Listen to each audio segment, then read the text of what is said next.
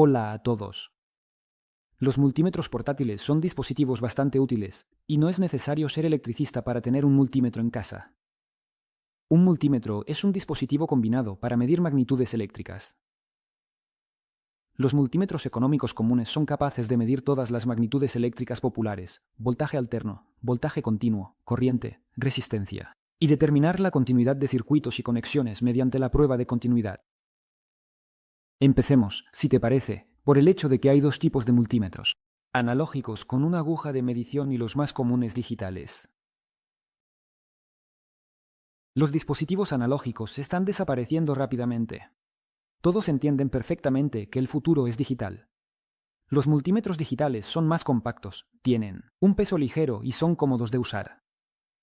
A su vez, los multímetros digitales vienen en dos tipos: con selección manual del rango de medición y selección automática. En el primer caso, tenemos un medidor específico, por ejemplo, un medidor de voltaje continuo y ciertos rangos, como hasta 200 mV, hasta 2000 mV, hasta 20 voltios, hasta 200 voltios y hasta 1000 voltios. El usuario debe seleccionar el rango por sí mismo dependiendo del voltaje que se mida. Si el voltaje de la fuente que se mide es conocido de antemano, por ejemplo, una batería de 9 voltios, entonces no hay problema, se establece el límite en 20 voltios y listo. Pero, si se mide el voltaje de una fuente desconocida, el rango debe seleccionarse a ciegas. Si el dispositivo se satura, es necesario aumentar el rango un paso. La precisión de las mediciones depende del rango correctamente seleccionado. Por ejemplo, si estás midiendo el voltaje de una batería en V y el límite de medición está establecido en 1000 voltios, está claro que la precisión de las lecturas será baja. En tales multímetros, es necesario seleccionar manualmente el rango para casi todos los medidores: corriente, resistencia, voltaje alterno y continuo. En los multímetros con selección automática de rango, todo es mucho más sencillo. Estos multímetros son un poco más caros, pero ¿qué se requiere de ti? Para las mediciones, simplemente cambia el medidor correspondiente, por ejemplo, voltaje continuo. El multímetro determinará automáticamente el valor del voltaje en fracciones de segundo y mostrará el valor en la pantalla. Podría parecer que el futuro pertenece a estos multímetros, pero últimamente han comenzado a aparecer en el mercado multímetros completamente automáticos o llamados inteligentes, en los que el usuario no necesita elegir nada. Enciendes el multímetro y mides lo que quieras, sin ningún tipo de cambio. El multímetro determinará por sí mismo lo que intentas hacer, ya sea medir el voltaje en un enchufe o la resistencia de una resistencia desconocida.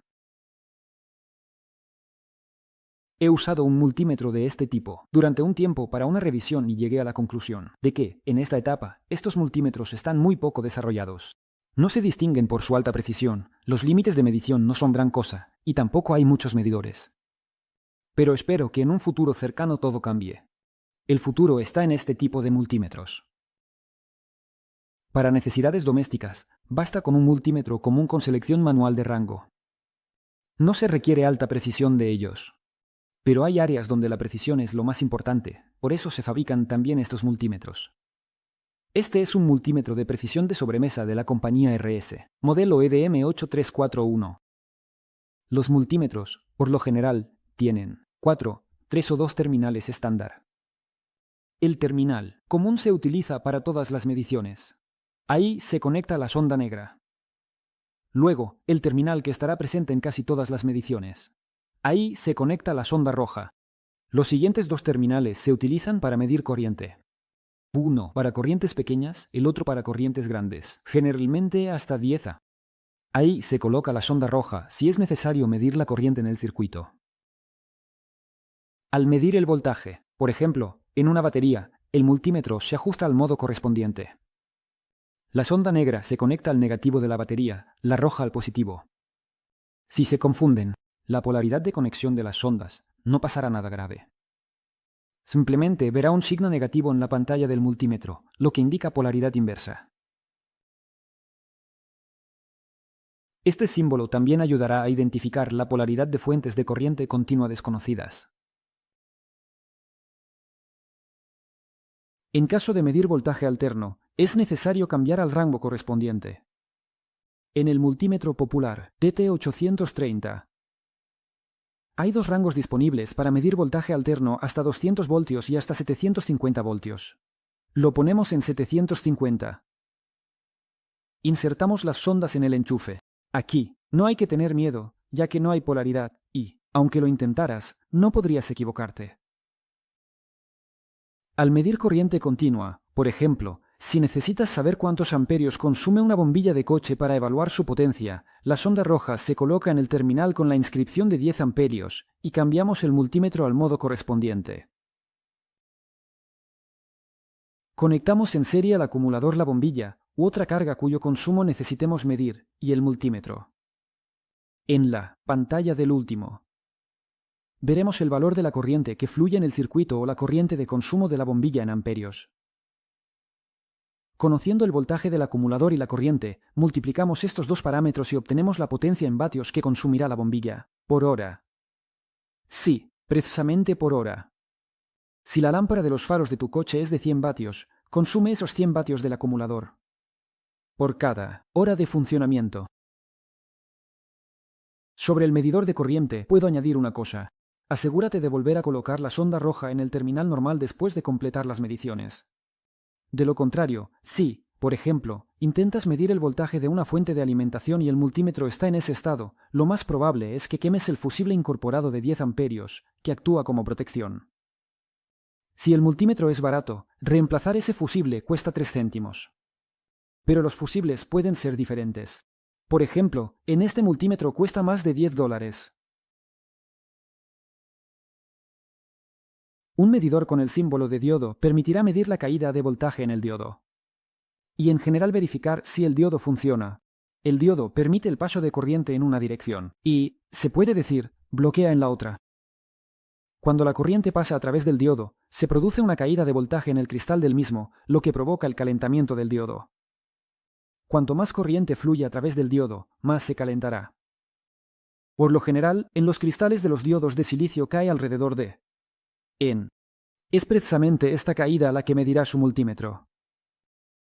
Ponemos el multímetro en el modo correspondiente y conectamos las sondas en paralelo a los terminales del diodo. Si no aparece nada en la pantalla, intercambiamos las conexiones de las ondas. Y deberíamos ver esa caída de tensión en voltios. Eso significa que el diodo está en buen estado. Si aún no aparece nada en la pantalla, significa que el diodo está abierto. Lo tiramos a la basura. Si en ambas direcciones la caída de tensión en el diodo es nula o muy pequeña, el diodo también está defectuoso. Si en una dirección no aparece nada en la pantalla del multímetro y en la otra la caída de tensión es muy pequeña, por ejemplo, 0,1 a 0,2%, te has encontrado con un diodo Schottky. Esa caída es normal para ellos. Si el multímetro no está equipado con una prueba de continuidad sonora, lo cual es muy raro, y solo ocurre en los multímetros más baratos, no es un problema. Simplemente es necesario cambiar el multímetro al modo de medición de resistencia y establecer el valor más bajo, por ejemplo, 200 ohmios. Cortocircuita las puntas de prueba. En la pantalla del multímetro verás el valor de la resistencia de las puntas.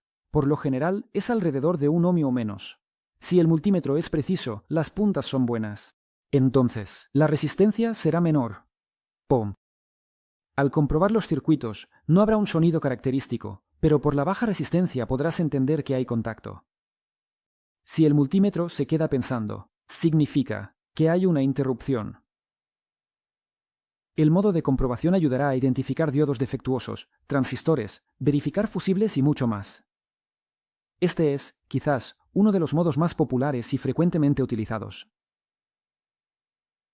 Añadiré a todo lo dicho que el factor más importante al elegir un multímetro es la protección del propio dispositivo. A esto, por desgracia, muchos no le prestan la debida atención. Los cables, carcasas y componentes internos de los multímetros baratos no proporcionan un nivel de protección suficiente, no solo para el circuito electrónico del multímetro, sino también para ti, el propietario. Por ejemplo, si accidentalmente configuras el modo de medición de resistencias y conectas el multímetro a la red, un multímetro barato puede averiarse. En algunos casos, el multímetro incluso puede incendiarse. En los multímetros caros, esto no ocurrirá. La importancia de la aislación de los cables no es menor. Debe ser lo suficientemente gruesa, elástica y resistente al calor. En las sondas baratas, el cable es rígido, se agrieta con el frío y puede derretirse, por ejemplo, al contacto con un soldador caliente. Podemos no darnos cuenta de esto, y la siguiente medición de voltaje en un enchufe podría ser fatal. Existen multímetros, por así decirlo, para todo tipo de clima, resistentes al agua y a los golpes. Estos se eligen, por lo general, para trabajar en fábricas. Y si un multímetro de este tipo está equipado con un montón de protecciones internas y lleva una marca reconocida, entonces, naturalmente, cuesta una fortuna. Pero se compran, ya que en la producción se da preferencia a la seguridad. Aunque todo depende de la producción y del país. Eso es todo, creo. Valora este vídeo, suscríbete a mi Instagram, y si tienes preguntas adicionales, eres bienvenido a nuestro grupo oficial, todos los enlaces están en la descripción. Bueno, por ahora me despido. Brevemente, como siempre, ha sido Casiana K, y hasta la próxima. Adiós.